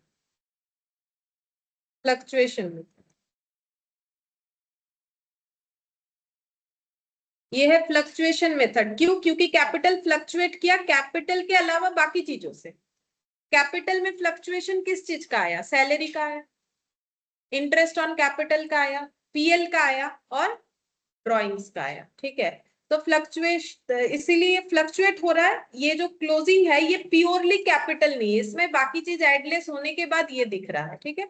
इसको बोलते हैं फ्लक्चुएशन मेथड। जहां पर एक ही अकाउंट बनता है, देख सकते हो लिखवाया था, सिर्फ कैपिटल अकाउंट बनता है, ठीक है। अच्छा, अब इसी क्वेश्चन से हम फिक्स्ड कैपिटल मेथड समझा देते हैं, यही वाले क्वेश्चन से। अगर इसी क्वेश्चन को तुम लोग को फिक्स्ड कैपिटल मेथड में करने के लिए बोला जाता, तो क्या होता, देखो हम यहाँ पर जस्ट दिखा देते हैं, ये चीज सेपरेट हो जाता है एक अकाउंट में, बस इतना चीज। और ये जो देख रहे हो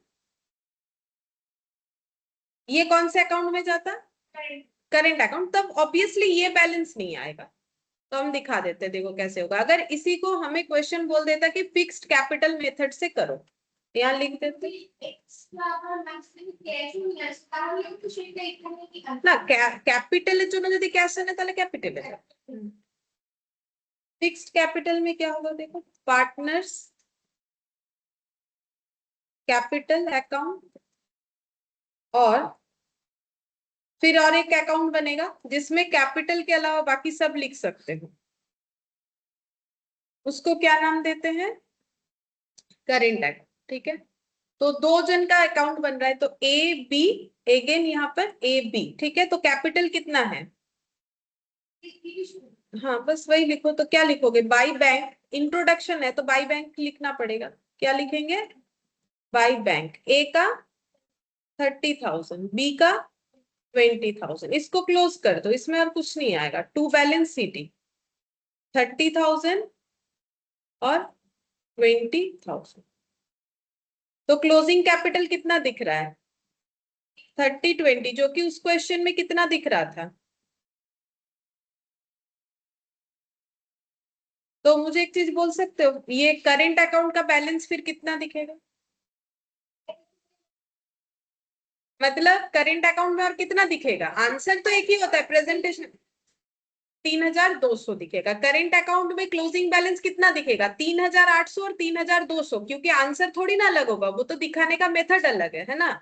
तो फिर यहाँ पर क्या क्या लिखोगे, तो यहाँ पर लिखोगे बाई वही पीएल एप्रो सैलरी, कितना था, सिर्फ बी का है 6,000। फिर बाई वही देख देख के लिख दो, अपने कॉपी से देख देख के लिखो, PL appro interest on capital 1,800 और 1,200 by PL appro interest sorry profit 10 और 6। ठीक है, और ड्रॉइंग्स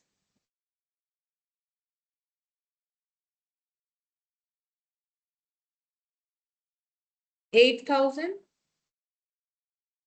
$10,000। ठीक है, तो टू बैलेंस सीटी। तो हम बिना कैलकुलेट किए बता देते 3,800 और 3,200 होगा, बाकी तुम लोग कैलकुलेट करके भी देख सकते हो। 11,800 13,200 13,200 11,800। अगर फिक्स्ड कैपिटल मेथड हुआ तो हमें ये चीज फॉलो करना होता है। दो अकाउंट बनेगा, जो भी ट्रांजैक्शन एक्स्ट्रा हो रहा है एक्सेप्ट कैपिटल, वो सब हम लोग का करेंट अकाउंट में दिखाना पड़ेगा। बस यही फर्क होता है और कुछ नहीं।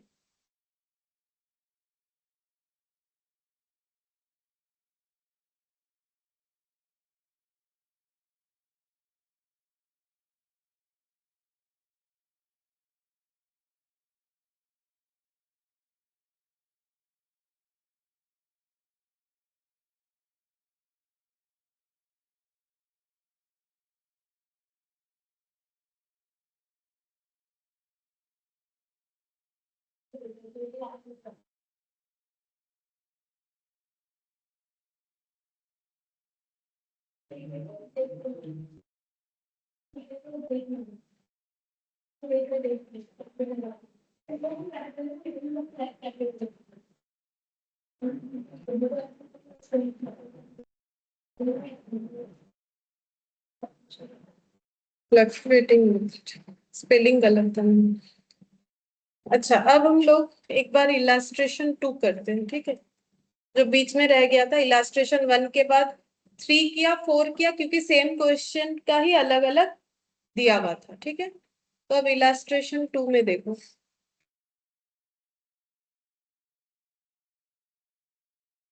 बोल रहा है Ram Rahim and Karim are partners in a firm, they have no agreement in respect of profit sharing ratio, interest on capital, interest on loan advance by partner and remuneration payable to partner. तो अगर कोई एग्रीमेंट नहीं है तो remuneration नहीं मिलेगा। Loan पे interest 6% मिलेगा, इंटरेस्ट ऑन कैपिटल नहीं मिलेगा, पीएसआर इक्वल हो जाएगा, मतलब 1:1:1। अच्छा, अब बोल रहा है कि क्या क्या क्लेम हो रहा है। इन राम ने क्लेम किया है, वो has contributed maximum capital, demands interest on capital eight 10% per annum. नहीं, जब लिखा ही नहीं है कि कैपिटल पे इंटरेस्ट मिलेगा तो राम ये डिमांड नहीं कर सकते। And share of profit in the capital ratio, नहीं ये भी नहीं बोल सकते। But Rahim and Karim do not agree, तो रहीम और करीम का मानना सही है, ऐसा क्लेम राम नहीं कर सकते। Rahim has devoted full time for running the business and demand salary at the rate of 500 per month, नहीं ये भी उनको नहीं मिलेगा क्योंकि सैलरी रेम्यूनरेशन मिलने का कोई प्रोविजन बनाया नहीं है इन्होंने। फिर बोल रहा है Karim demands interest on loan 2000 advance by him at the market rate of interest which is 12%। बोल रहा है कि मैंने इतना रुपए एडवांस किया था, लोन दिया था, मुझे मार्केट रेट पे इंटरेस्ट दे दो। जब प्रोविजन नहीं बनवाए तो नहीं मिलेगा ना, कितना मिलेगा 6%। अगर प्रोविजन बनवाते सब एग्री होता तो फिर मिल जाता, ठीक है। अब बोल रहा है how shall you settle the dispute and prepare profit and loss appropriation account after transferring 10% of the divisible profit to reserve net profit before taking into account any of the above claim amount to 45,000 at the end of the first year of their business. अच्छा, तो हम लोग को बोल रहा है कि एक लेजर बनाने के लिए, किस चीज का लेजर, पीएल एप्रोप्रिएशन तो बनाओ, लेकिन उसमें क्या करने बोला है, 10% डिविजिबल प्रॉफिट। डिविजिबल प्रॉफिट मतलब क्या, सारा खर्चा पे करने के बाद जो प्रॉफिट पार्टनर लोग अपने अंदर डिस्ट्रीब्यूट कर सकता है उसी को बोलते हैं डिविजिबल प्रॉफिट। और डिविजिबल प्रॉफिट से पहले 10% का रिजर्व बनाने बोला है। बनाओ, क्या प्रॉब्लम है। जब बोल रहा है बनाने के लिए मतलब ओनर का ही तो पैसा, ओनर अगर बोल रहा है हम लोग पूरा पैसा लेके घर नहीं जाएंगे, हम लोग 10% का रिजर्व बना के रखेंगे, रखो। जैसे अगर कोई चाहे तो बैंक में अकाउंट नहीं बना सकता है, लेकिन अभी देखो बैंक में अकाउंट बनाना तो नेसेसरी है। अब कोई बोलेगा हम बैंक में एफडी नहीं करेंगे, मत करो, पूरा पैसा घर पे रखो, खर्चा करो, अपना मर्जी है, ठीक है। चाहो तो बनाओ, एफडी बनाओ, एलआईसी करो, कुछ भी करो, तो वो सब सेविंग्स हुआ ना। तो वैसे ही इन्होंने सोचा है कि हम लोग पूरा प्रॉफिट यूज नहीं करेंगे, हम लोग उससे पहले क्या करेंगे, 10% रिजर्व बनाएंगे, फ्यूचर में किसी चीज का जरूरत पड़ा तो, ठीक है। बाकी जो बचेगा रिजर्व बनाने के बाद उस पैसे को क्या करोगे, प्रॉफिट के हिसाब से डिस्ट्रीब्यूट करो। अरे बैंक में एफडी कर दिया, बाकी पैसा घर पे क्या करोगे। अरे खाना नहीं खाना है, पढ़ाई लिखाई नहीं करना है, कुछ तो करोगे। ऐसे ही थोड़ी रहोगे, इलेक्ट्रिसिटी यूज करते हो उसका बिल पे करोगे, कितना सारा खर्चा होता है। अभी तुम लोग को समझ में नहीं आ रहा है वो बात अलग है, समझ जाओगे, कभी ना कभी तो समझना ही पड़ेगा, चाहो या ना चाहो। जितने दिन पेरेंट्स है साथ में कुछ नहीं समझना होता है।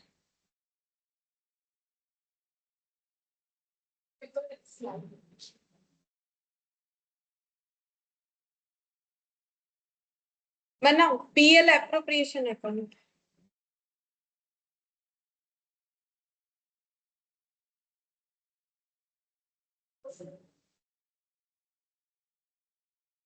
Okay,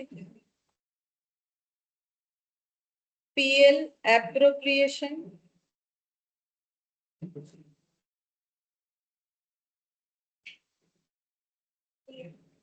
for the year ended, year नहीं दिया हुआ है, ठीक है, तो ऐसे ही लिख दो for the year ended dot dot dot.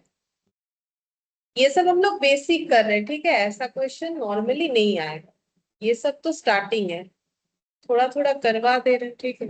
सबसे पहले प्रॉफिट को ब्रॉट डाउन करो, तो क्या लिखोगे, बाई, नेट प्रॉफिट भी लिख सकते हो। देखो एक्चुअली तो एंट्री ऐसे होना चाहिए, बाई पीएल, फिर क्या लिखना चाहिए, नेट प्रॉफिट, क्योंकि पीएल अकाउंट से ये जा रहा है। बाकी नेट प्रॉफिट भी अगर लिख देते हो तो कोई प्रॉब्लम नहीं है। जैसे हम लोग ट्रेडिंग में 2 जीपी लिखते हैं, फिर इधर बाई जीपी लिख देते हैं, बाई जीपी लिखना नहीं चाहिए, लिखना क्या चाहिए, बाई ट्रेडिंग हाइफन जीपी, लेकिन उतना कौन लिखता है, तो उतना अलाउड है, तो नेट प्रॉफिट लिखोगे तो भी अलाउड है, बाई पीएल नेट प्रॉफिट लिखोगे तो भी चलेगा, ठीक है। तो कितना हो जाएगा, 45,000। अच्छा 45,000 ही रहेगा या इनको कुछ पेमेंट वगैरह हमें करना पड़ेगा, इंटरेस्ट देना पड़ेगा ना। देखो किसको देना पड़ेगा, करीम को 12% नहीं देंगे, लेकिन कितना देंगे, हाँ, तो वो तो पीएल में चार्ज होता है ना, ये तो पीएल में चार्ज होता है लोन का, ये जो इंटरेस्ट है, ठीक है। तो करीम को भले करीम को दे, ये पार्टनर को दे रहा है, लेकिन ये वाला पीएल एप्रोप्रिएशन, देखो इस पे ना दो बात है, कभी कभी तुम लोग कोई भी बुक देखोगे उसमें देखना कहीं पीएल एप्रोप्रिएशन में भी दिखा दिया है, कभी कभी किस में दिखा दिया है, पीएल में भी दिखा दिया है। लेकिन एक चीज सोचो, ये लोन का जो पॉइंट है ना, तो लोन हम लोग का क्या होना चाहिए, आउटसाइडर वाला होना चाहिए कि इनसाइडर, आउटसाइडर ही होना चाहिए, लेकिन वैसे देने वाला तो इनसाइडर है, ठीक है। तो इसीलिए कोई कोई जगह पे पीएल में भी लिखा है, कहीं कहीं लिखा हुआ होता है पीएल एप्रो में, दोनों में ही ठीक होता है। बट हम लोग क्या करेंगे, हम लोग इसको पीएल में ही दिखाना चाहेंगे, तो हम लोग यहाँ पर उस खर्चे को लेस कर देते हैं, ठीक है। पीएल तो बना हुआ नहीं है, तो इस खर्चे को लेस कर देते हैं, না আমরা এটাকে পিএল मानबो, ठीक है सर, हम लोग पीएल का खर्चा मानेंगे। तो 2000 रुपए का लोन है, इस पे इंटरेस्ट कितना लगेगा, 6%, कुछ नहीं बोला है, 12/12, तो कितना हो जाएगा। हाँ, अब 12/12 क्यों किया, क्योंकि पूरे साल का है, कब लोन का मतलब कब लोन दिया था कुछ बोला नहीं है, तो हम लोगों ने पूरे साल का मान लिया, कितना हो गया 120, 6 দুগুণে 120, ও আচ্ছা এটা বলছো 44,880, तो प्रॉफिट इतना बचा, ठीक है। अब इस प्रॉफिट से सबसे पहले क्या करना है, बाकी तो कुछ किसी को नहीं मिलेगा, तो ये लोगों ने सोचा है कि पहले हम लोग रिजर्व बना लेंगे, तो रिजर्व क्या होगा, क्रेडिट होगा। रिजर्व एक लाइबिलिटी होता है, तो पीएल डेबिट, तो यहाँ PL appropriation debit to reserve account, कितना रिजर्व क्रिएट करने का सोचा है, 10% ऑफ प्रॉफिट, तो 44,880, तो कितना हो जाएगा 4488, ठीक है। अच्छा, तो यहाँ पर क्या लिखेंगे, बाकी अमाउंट जो बच रहा है वो एज ए प्रॉफिट ये लोग घर लेके जाएगा, तो टू शेयर ऑफ प्रॉफिट ऐसे लिख देते हैं। किसको किसको मिलेगा, राम्स कैपिटल, राम को मिलेगा, रहीम्स और करीम्स। तो कैसे डिस्ट्रीब्यूट होगा, इक्वल, तो कत माइनस कर ले 44,880 से 4488 माइनस हो जाएगा 40,392 डिवाइडेड बाई कितना हो जाएगा 1/3, मतलब सबका 3, कितना आ रहा है 13,464, 13,464, 13,460,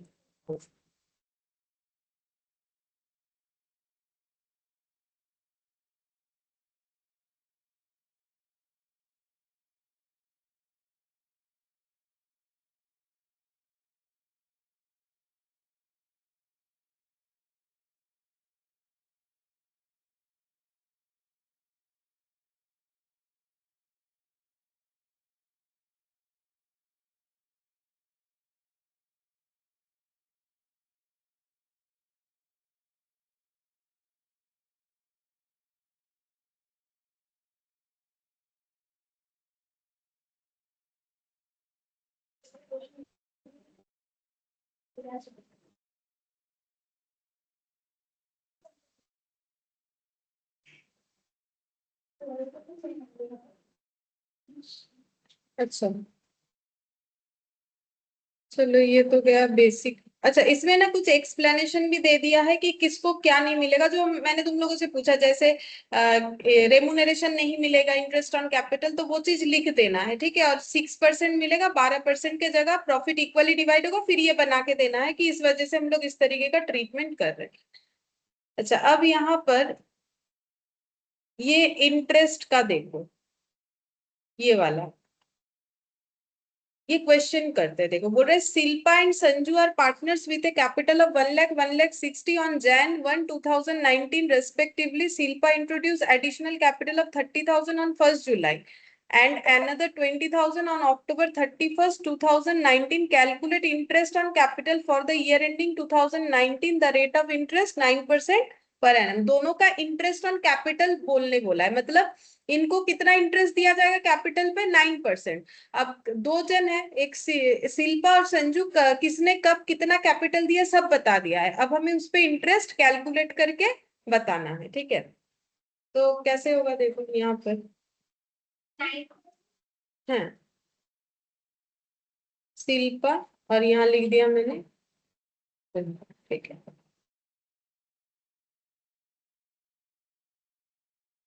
तो देखो सबसे पहले कितना कैपिटल है इनका, 1 जन 2019 1 लाख और 1,60,000, शिल्पा का है 1 लाख, तो 1 Jan 19 शिल्पा का है 1 लाख, और यहाँ संजू का बना लेते हैं।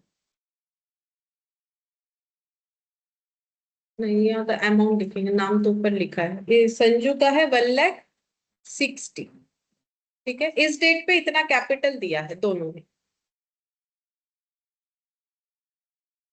फिर देखो बोला है Shilpa introduced additional capital 30,000 on July 1 2019, तो जुलाई यहाँ पर कर देते हैं, 1 जुलाई 2019 इंट्रोड्यूस किया है, तो हम ऐड साइन कर देते हैं, कितना, 30,000, ठीक है।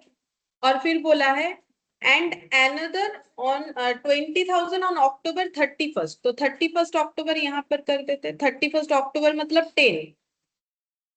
20,000, ये दोनों ही शिल्पा का एडिशन है, ठीक है।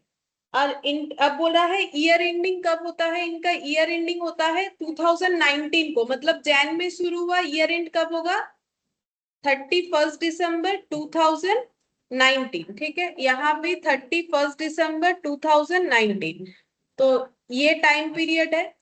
इनका कोई नया एडिशन नहीं है शिल्पा का, सॉरी संजू का, शिल्पा का इतना सारा एडिशन है। हम लोग को कैलकुलेट करने क्या बोला है, इंटरेस्ट ऑन कैपिटल, जो कि दोनों के केस में कितना है, 9%, 9% पर एन, तो निकालो।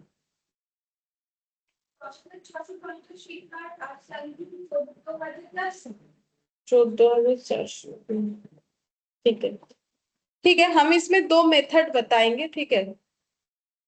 देखो 2-3 तरीके से किया जा सकता है। पहला, देखो जैसे हम ये शिल्पा वाला दिखाते हैं, 1 लाख रुपए पे बोलो इंटरेस्ट रेट तो 9%, ठीक है। कितना दिन का ये 1 लाख रुपए कितने, देखो इंटरेस्ट कैसे मिलता है, जितना दिन पैसा डिपॉजिट रहेगा, ये तो इंटरेस्ट मिल रहा है। मान लो बैंक में एफडी कर रहे हो, तो ये 1 लाख रुपए का एफडी कर रहे हो, तो 1 लाख रुपए के एफडी में बैंक इंटरेस्ट कितना देगा, कितने दिन तक देगा, जितना दिन आप एफडी रखोगे, अगर बीच में तोड़ दोगे थोड़ी ना देगा, जितने दिन का स्कीम है उतना। तो ये 1 लाख रुपए इस साल में 1 साल पूरा था, तो 1 साल का इंटरेस्ट मिलेगा, तो 1 साल मतलब कितना, 12/12, 12/12 क्यों होता है, क्योंकि 1 लाख इंटू 9% करने से 1 ईयर का इंटरेस्ट मिलेगा, डिवाइडेड बाई 12 करने से पर मंथ का मिलेगा, देन इंटू 12 करने से 12 मंथ्स का मिलेगा, 1 ईयर का मिल गया, ठीक है। कितना आ रहा है, 9,000, ठीक है। अच्छा, अब ये 30,000 जो अमाउंट इंट्रोड्यूस्ड हुआ, इस पे भी वही 9% इंटरेस्ट, बट ये इंट्रोड्यूस्ड कब हुआ, 1 जुलाई, तो 1 जुलाई से लेके इस पे इंटरेस्ट कितने दिन का मिलेगा, इस पे मिलेगा यहाँ से यहाँ तक, इसका मिला था यहाँ से यहाँ तक, ठीक है। तो कितना मंथ हुआ, 6 मंथ्स, जुलाई अगस्त सितंबर अक्टूबर नवंबर दिसंबर, 6 मंथ्स, तो 6 मंथ्स मतलब 6/12, 6/12 करने से कितना हो जाएगा, 4.5% कर दो 30,000 पे, तो भी होगा 1350। अच्छा, इसके बाद ये अक्टूबर में जो पैसा लगा है अप टू दिसंबर तक, क्योंकि हमें सभी का तो दिसंबर तक ही इंटरेस्ट कितना होगा निकालने बोला है, 9%। अब ये अक्टूबर का एंड है, तो अक्टूबर क्यों काउंट करोगे, नवंबर दिसंबर, 2/12, 300, तो अब टोटल कर दो।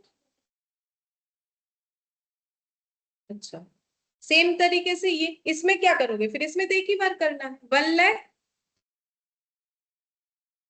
9% इंटू 12, बट इसका तो कोई एडिशन नहीं है, कुछ कुछ भी नहीं है, तो कितना हो जाएगा, हाँ ठीक है। ये तो नॉर्मल मेथड हो गया, जैसे हम लोग लोन का इंटरेस्ट वगैरह जो भी कैलकुलेट करते हैं, चाहे कोई भी हमारे पास क्वेश्चन है, नॉर्मली हम लोग यही करते हैं, यही करना है। लेकिन एक मेथड होता है, अगर हमें कभी वो मेथड स्पेसिफिकली बोल दे कि उस मेथड से करो, जिसका नाम है प्रोडक्ट मेथड, तो उसमें कैसे होगा,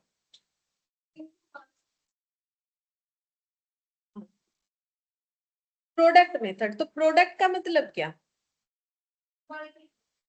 हाँ मल्टीप्लीकेशन, ठीक है।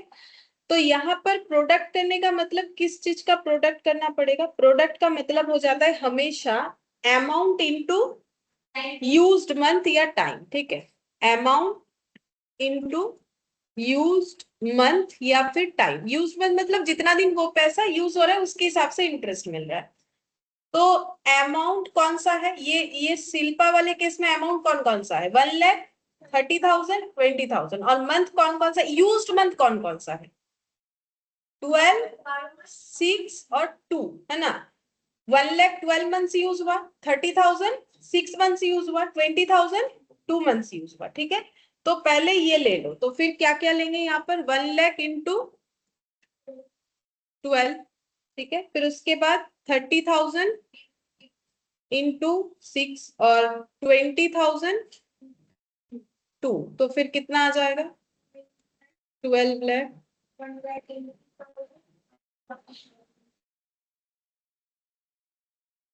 तो टोटल कितना हो गया? ठीक है, 14,20,000। ये तो आया मेरा प्रोडक्ट आया, किस चीज का? अमाउंट और यूज्ड मंथ का। अब इस पे लगाना क्या पड़ेगा? इंटरेस्ट का रेट। यूज्ड मंथ तो लगा दिए हो, तो और इनटू कितना बाय कितना करना पड़ेगा? देखो, मैथमेटिकली समझो इस चीज को। हम लोगों ने क्या किया? 1,00,000 इंटू 12 लिया, ठीक है। इधर से 30,000 इंटू 6 ले लिया, इधर से 20,000 इंटू 2 कर दिया। अगर हम लोग यहाँ पर ही ऐसा करते तो हमारा बच, हाँ हमारा बच क्या जाता? 9%, 9%, 9%, 9% इंटू 1/12, 9% इंटू 1/12, 9% इंटू 1। हमें तो सारी चीजों का टोटल ही करना है ना। तो फिर हम लोग क्या कर सकते? कॉमन मेरा क्या जाएगा? 9% इंटू 1/12। ये अगर कॉमन ले लेते हो तो फिर ब्रैकेट में क्या क्या बचेगा बोलो? मैथमेटिकली सोचो, वही प्रोडक्ट मेथड है। अगर इस चीज को हम इंडिविजुअली नहीं कैलकुलेट करके हम बोले हम ऐसे कैलकुलेट करेंगे, यहाँ कॉमन ले लेंगे, तो मेरा ब्रैकेट में क्या बचेगा? 1,00,000 इंटू, ये देखो 1L लिख दिया, जगह कम है ना, 1,00,000 इंटू 12, ठीक है। प्लस, प्लस हो रहा है ना, ये सब प्लस किया तो इधर का भी प्लस, तो 30,000 यानी 30K लिख दिया इंटू, और 20K इंटू 2, ये होगा। तो ऑलरेडी ये 1,00,000 इंटू 12, 30,000 इंटू 6 और 20,000 इंटू 2 तो कर दिया है, तो बाकी बचा क्या? 1/12। तो 9% भी लगाना है, 1/12 भी लगाना है। क्यों? समझ गए? प्रोडक्ट मेथड इसी से बना हुआ है। तो कितना आएगा? वही आंसर आएगा, 10,650।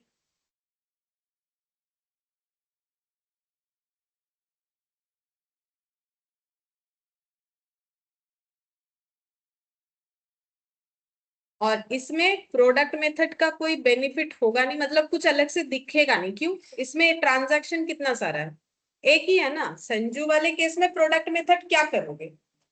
कर सकते हो, बट इसमें तो एक ही ट्रांजैक्शन है। अगर करोगे तो लिखोगे कैसे? 1,60,000 इंटू कितना लिखोगे? 12, तो कितना आएगा देखो, कितना आ रहा है? 19,20,000।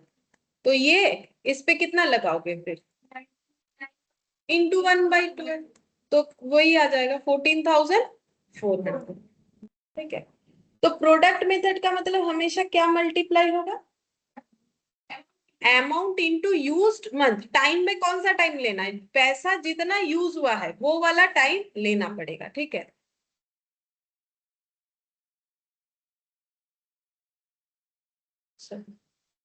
अब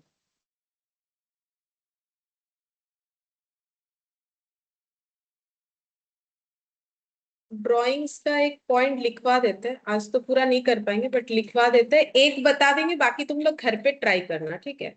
इसीलिए बता रहे हैं, एक बता देंगे तो तुम लोग देखना कोशिश करके होगा कि नहीं।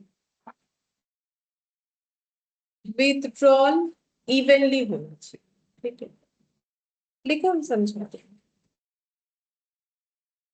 बिगिनिंग ऑफ ईच मंथ,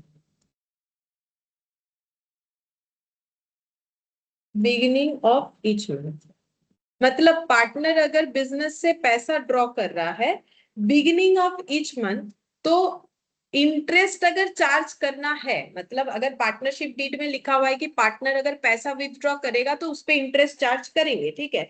तो इंटरेस्ट अगर चार्ज करना है तो उसमें एक फैक्टर्स का कंसेप्ट होता है, ये 6.5, ठीक है। अच्छा, ये 6.5 कैसे आएगा अभी हम बता देंगे, ठीक है। अगर मिडिल ऑफ द मंथ में विथड्रॉ होगा, पहले पूरा टेबल लिख देते, एक ही बता पाएंगे आज, एक ही बता देते, बाकी तुम लोग ट्राई करना। यहाँ पर लिखेंगे 6, ठीक है। ये कैसे आएगा ये भी बताएंगे, मतलब इधर तुम लोग को साइड में थोड़ा जगह रखना है, ठीक है। एंड ऑफ ईच मंथ होने से 5.5 और बिगिनिंग ऑफ ईच क्वार्टर 7.5 और मिडिल याद है किसी को? मिडिल ऑफ ईच 6 होता है, मिडिल ऑफ ईच क्वार्टर 6 और एंड होता है 4.5। एंड ऑफ ईच क्वार्टर 4.5 होता है फैक्टर, ठीक है। अब ये फैक्टर है क्या वो समझाते हैं, देखो। बाकी तुम लोग ट्राई करना। देखो यहाँ पर बिगिनिंग ऑफ ईच मंथ में अगर पार्टनर पैसा ड्रॉ कर रहा है तो पूरे साल में कितना सारा मंथ हो जाएगा? हाँ, जैन, फेब, मार्च, अप्रैल, मई, जून, जुलाई, अगस्त, सितंबर, अक्टूबर, नवंबर, दिसंबर। लेकिन ये फैक्टर्स का कंसेप्ट तभी एप्लीकेबल हो सकता है अगर ड्राइंग्स कैसा है, इवनली, मतलब हर जब भी ड्रॉ हो रहा है हम लोग का इवन अमाउंट ड्रॉ होना चाहिए। मतलब मान लो अगर जैन में 1000 ड्रॉ किया है तो फेब में भी कितना? 1000, मार्च में भी कितना? 1000 एंड सो ऑन, ऐसे करते हुए हम लोग का हर मंथ में 1000 हुआ है। और बिगिनिंग ऑफ मंथ अगर है, क्योंकि हम पहले वो समझा रहे हैं, और मान लो ड्रॉइंग्स का रेट है @ 10%, ठीक है। तो मुझे एक चीज बोलो कि जैन में अगर कोई पैसा ड्रॉ हुआ है तो उस पर इंटरेस्ट कितने मंथ का लगेगा? 12 मंथ्स का लगेगा। इसमें 11, इसमें 10, फिर 9, 8, 6, सॉरी 7, 6, 5, 4, 3, 2 और ये वाला 1, ठीक है। ये यहां से यहां तक 1 हो गया।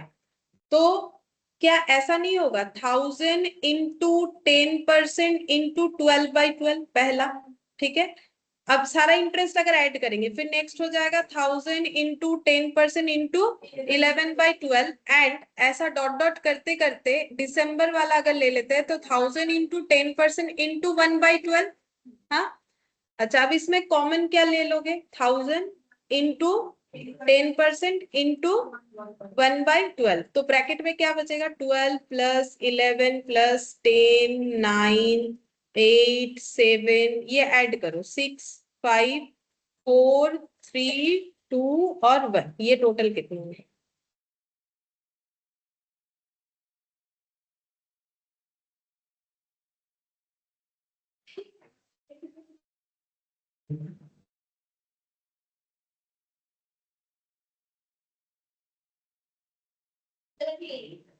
सेवेंटी 78 आ रहा है, ठीक है। अच्छा, तो 1000 इंटू 10% और 78/12 करो, कितना आएगा? 6.5, ठीक है। तो कितना आ गया इसके जगह? ये 6.5 आ गया। तो इसीलिए बोला जाता है कि अगर बिगिनिंग ऑफ मंथ में इवनली ड्रॉ हो रहा है तो हमें मल्टीप्लीकेशन फैक्टर क्या यूज करना है। अब इसका यूज कैसे होता है? तो जब ये अप्लाई करते हो तो हमें क्या क्या लेना पड़ेगा? Amount of drawings per month into interest rate into 6.5, तब कैलकुलेट होके सही आंसर आएगा। तो ये 6.5 को कैसे यूज करोगे? अमाउंट ऑफ ड्रॉइंग्स क्या होना चाहिए पर मंथ वाला, देखो ना प्रूफ करके दिखा दिया, 1000 इंटू रेट ऑफ इंटरेस्ट, वो तो क्वेश्चन बोल देगा कितना, ये भी क्वेश्चन बोल देगा, इंटू फैक्टर लगाना पड़ेगा। इंटू क्या लगाना पड़ेगा? फैक्टर, ठीक है। अच्छा तो तुम लोग ये सेकंड वाला बताओगे, सिर्फ मिडिल वाला पूछते हैं, बाकी तुम लोग घर पे ट्राई करना। मिडिल ऑफ ईच मंथ वाला बता सकते हो कैसे? मिडिल ऑफ ईच मंथ, तो जैन, फेब, 11.5, मार्च। 8.5, 9.5.